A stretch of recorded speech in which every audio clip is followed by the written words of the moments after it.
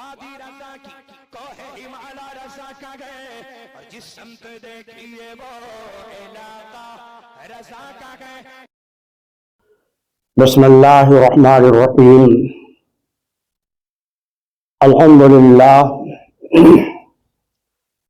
الحمدللہ رب العالمین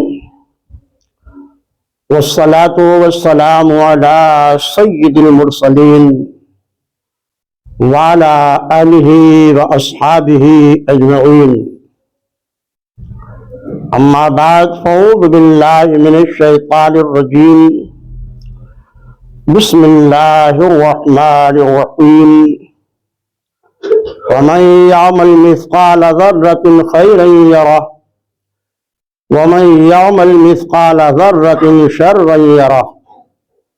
صدق الله العظيم وبلغنا رسوله النبي الأمين الكريم ونحن على ذلك لمن الشاهدين والشاكرين والحمد لله رب العالمين. معزز سامعین، نوجوان دوستو، عزیز بچوں، آئیے پہلے مورات مل کر آقائے دو جہاں، شہنشاہ کون و مکان، رحمت عالم روحی پیدا صلی اللہ علیہ وسلم کی بارگاہ ناز میں ہدیہ درود و سلام پیش کر لیں. اللہم صلی علی سیدنا و نبینا مولانا محمد کما تحب ترضى بأن تصلي عليه صلاة وسلام عليك يا رسول اللہ صلی اللہ تعالی علیہ وسلم. معزز سامعین، خطبہ مسنونہ کے بعد قرآن کریم کی بڑی ہی مشہور و معروف آیت کریمہ کے تلاوت کا شرف حاصل کیا ہے. ارشاد ربانی ہے، من یعمل،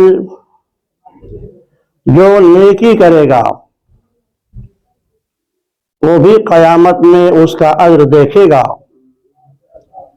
اور جو برائی کرے گا اس برائی کا عذاب بھی وہ قیامت میں دیکھے گا.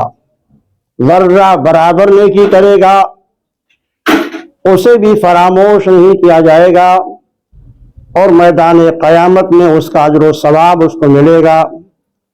اور ذرہ برابر اگر اس نے کوئی گناہ کیا تو وہ بھی میدان قیامت میں فراموش نہ ہوگا، بلکہ اس کی سزا بھگتنے کے لیے اس کو تیار رہنا ہوگا. خیر اور شر یعنی نیکی اور بدی، اچھائی اور برائی، نیکی اور خیر کیا ہے؟ ہر وہ قول، ہر وہ فعل، ہر وہ عمل جسے اللہ نے اس کے رسول نے پسند فرمایا وہ نیکی ہے.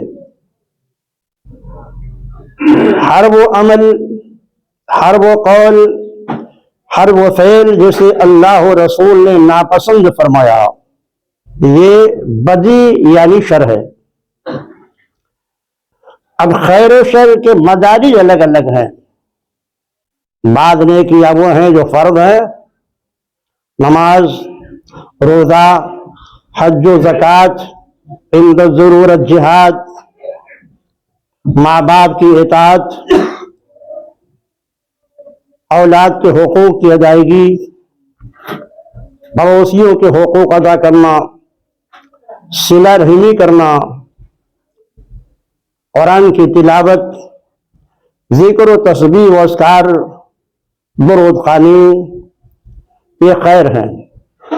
خیر کے مدارج الگ الگ ہیں، نیکیوں کے مدارج بھی الگ الگ ہیں، ان کے مراتب بھی الگ الگ ہیں.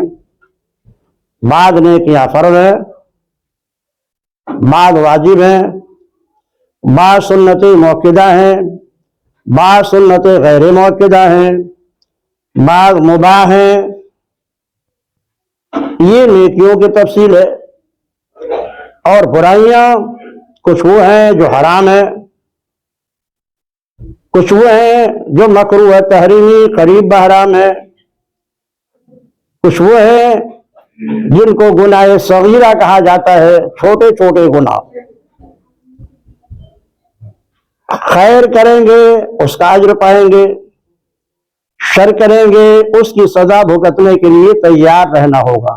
کرامن کاتبین ہمارے اور آپ کے کاندھوں میں بیٹھ کر پوری زندگی کا وہ نامشہ وہ تیار کر رہے ہیں، کوئی چیز بندہ چھپا نہ سکے گا۔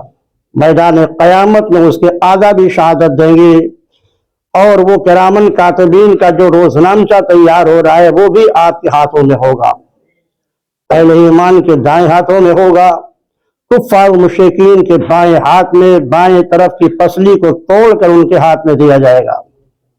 تو عزیزان محترم، خیر کے مداری الگ الگ ہیں۔ کسی بھی نیکی کو چاہے وہ چھوٹی سے چھوٹی ہو، یہ سوچ کر نہیں چھوڑ دینا چاہیے معمولی نیکی تھی۔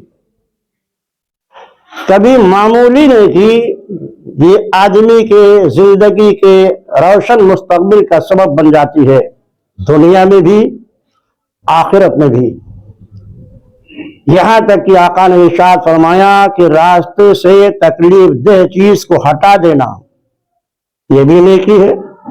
کانٹا پڑا ہوا ہے راستے میں، گزرنے والوں کو تکلیف ہوگی، آپ نے اسے ہٹا دیا۔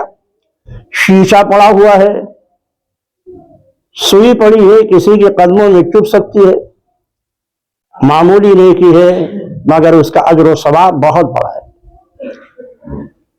جانور پیاسا ہے، پیاس سے تڑپ رہا ہے،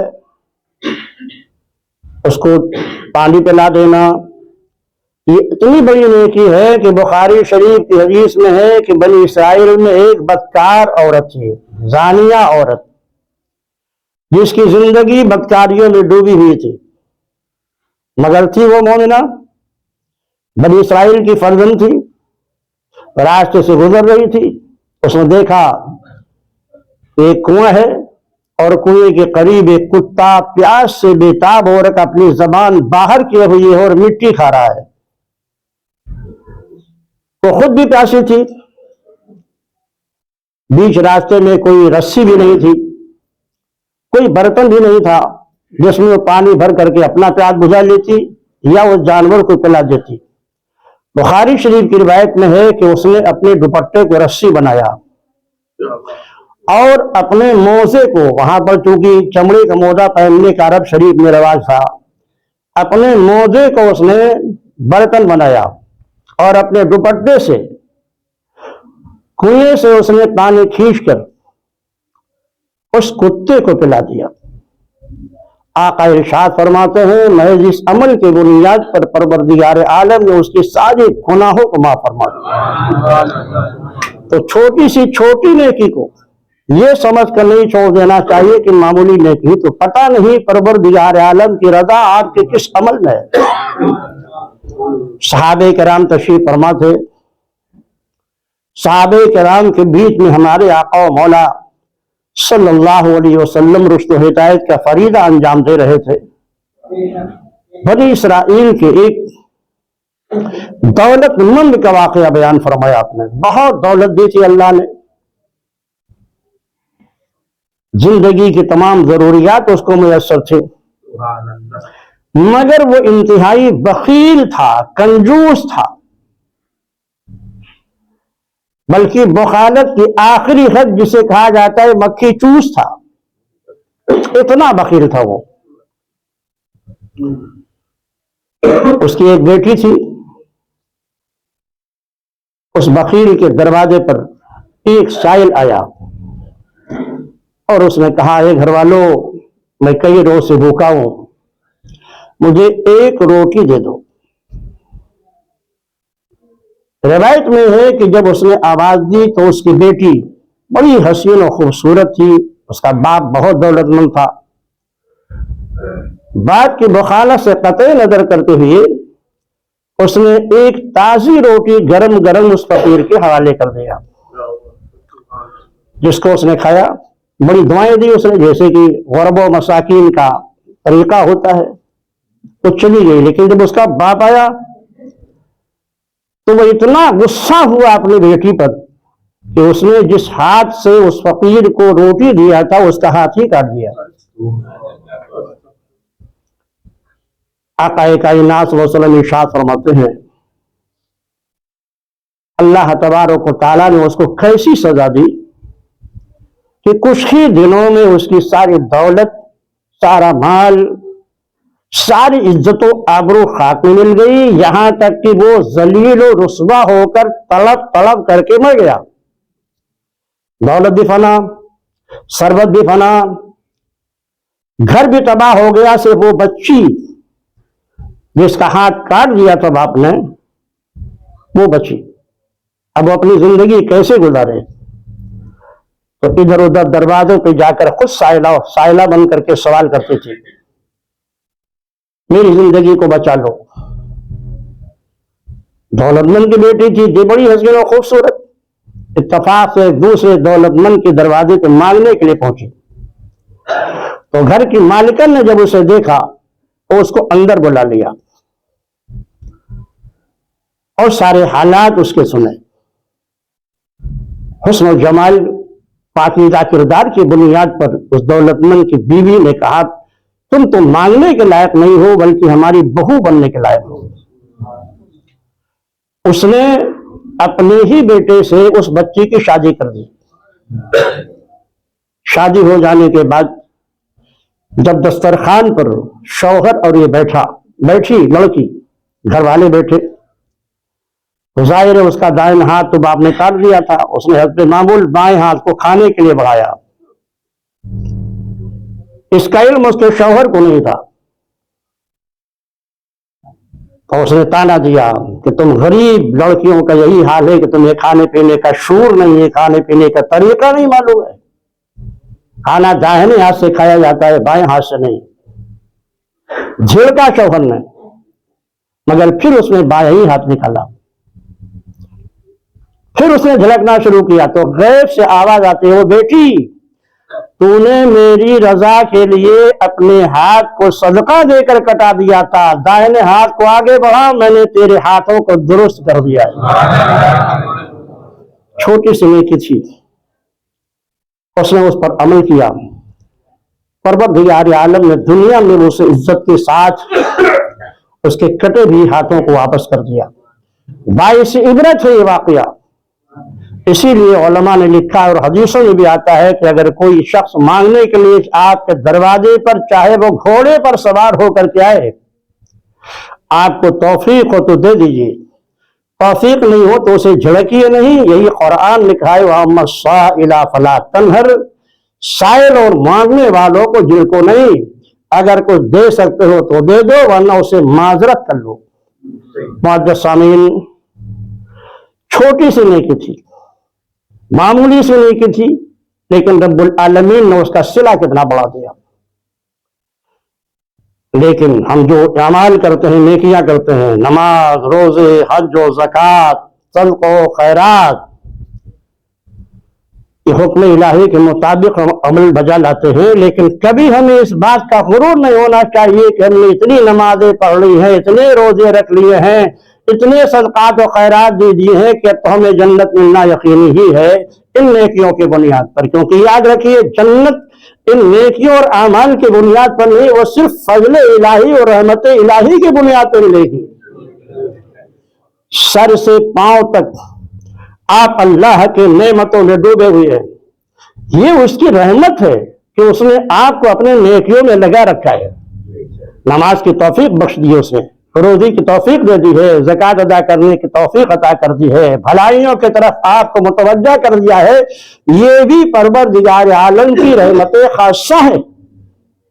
अब हदीस पाक सुनिए कि कोई भी शख्स जन्नत में फजल इलाही और कर्म इलाही के बगैर नहीं जा सकता, और अपनी इबादत पर कभी गुरूर ना करो। ये सोच कर अल्लाह की इबादत करो। मेरे परवरदिगार ने बेहुक्म दिया है, हमारा काम उसके हुक्म को बजा लाना है। हम उसके रहमत के मुताज, वो चाहेगा तभी हमें जन्नत मिलेगी। आक़ाए कायनात सल्लल्लाहु अलैहि वसल्लम ने बनी इसराइल के एक आबिद का तज़किरा फरमाया, जिसको अल्लाह ने 500 साल की उम्र दी थी, और वह इतना नेक था कि आबादी से हटकर एक पहाड़ी पर दिन रात अल्लाह की इबादत और रियाजत में मशगूल रहता था। अल्लाह का इतना बड़ा फजल था उस पर कि उसने दुआ मांगी थी, अल्लाह میری زندگی سی تیری عبادت میں گزرے، اب جب میری روح قبض ہو تو مولا میرا سر تیری بارگاہ میں سجدے میں ہو، اور قیامت میں اٹھوں تب بھی میں سجدے ہی کی حالت میں رہوں۔ اللہ نے اس کی دعا بھی قبول فرما لی تھی۔ حدیث پاک میں ہے کہ وہ عابد و زاہد، اللہ نے کتنا بڑا فضل فرمایا، توفیق دی اسے، 500 سال عبادت کی، اور اس کے کھانے اور پینے کا اتنا شاندار اللہ نے فرمایا کہ وہ پہاڑی جہاں چاروں طرف سمندر تھا، کھارا پانی تھا، اس کے پینے کے لیے اسی پہاڑ پر اللہ نے شیریں چشمہ جاری کر دیا کہ اللہ کس نعمت سے وہ فائدہ اٹھائے۔ شاندار قسم کا درخت انار کا اگا دیا کہ اسے وہ کھا کر اپنی زندگی کو آگے بڑھائے۔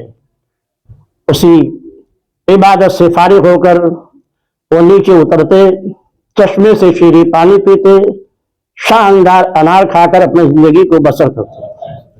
حضرت جبریل علیہ السلام فرماتے ہیں کہ جب بھی میں اس کے پاس گیا حکم الہی کو بتانے کے لیے تو ہمیشہ اس کو میں نے سجدے میں پایا۔ یہ اللہ کے توفیق کی بات تھی۔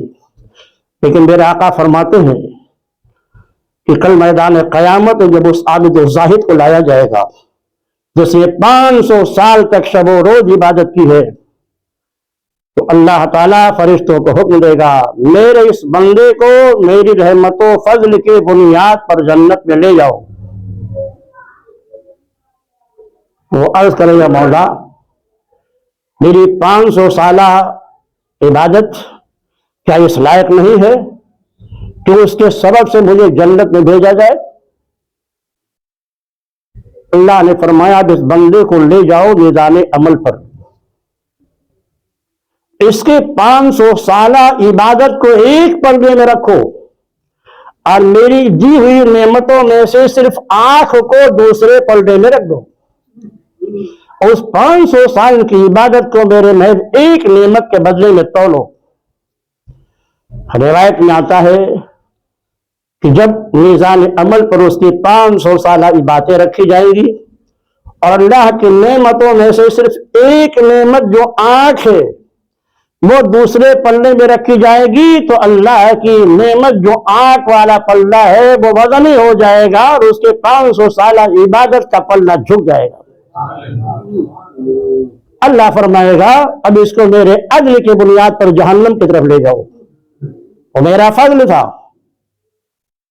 اب عدل کی بات آئی ہے تو اب اس کو میرے عدل کی بنیاد پر جہنم کی طرف لے جاؤ۔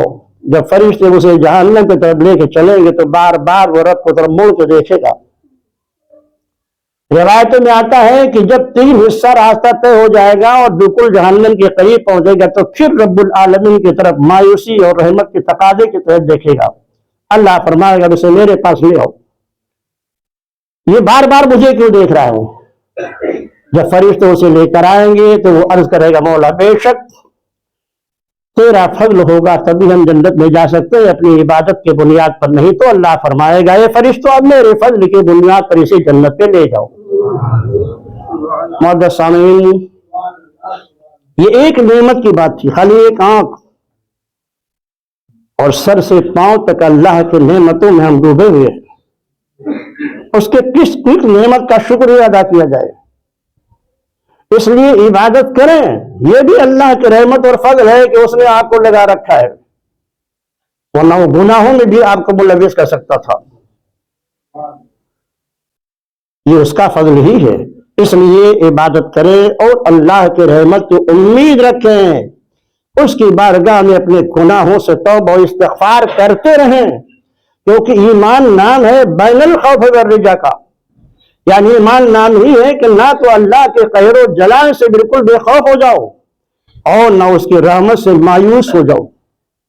حضرت سیدنا فاروق اعظم رضی اللہ تعالیٰ عنہ اس کی وضاحت کرتے ہوئے ارشاد فرماتے ہیں کل قیامت میں اگر اعلان ہو گیا کہ سب کو جنت میں لے جاؤ مگر ایک کو نہیں تو میں ڈروں گا کہیں وہ ایک میں ہی نہ ہو، اور اگر اعلان ہو گیا سب کو جہنم میں لے جاؤ مگر ایک کو نہیں تو میں سوچوں گا ہو سکتا ہے وہ ایک نیک فرد میں ہی ہوں، کیونکہ ایمان نام ہے بین الخوف والرجا کا، نہ اپنی عبادتوں اور نیکیوں پر مغرور ہو جاؤ اور یہ سمجھ لو کہ ہم تو جنت کے ٹھیکیدار بن گئے، اور نہ اللہ کی رحمت سے مایوس ہو جاؤ۔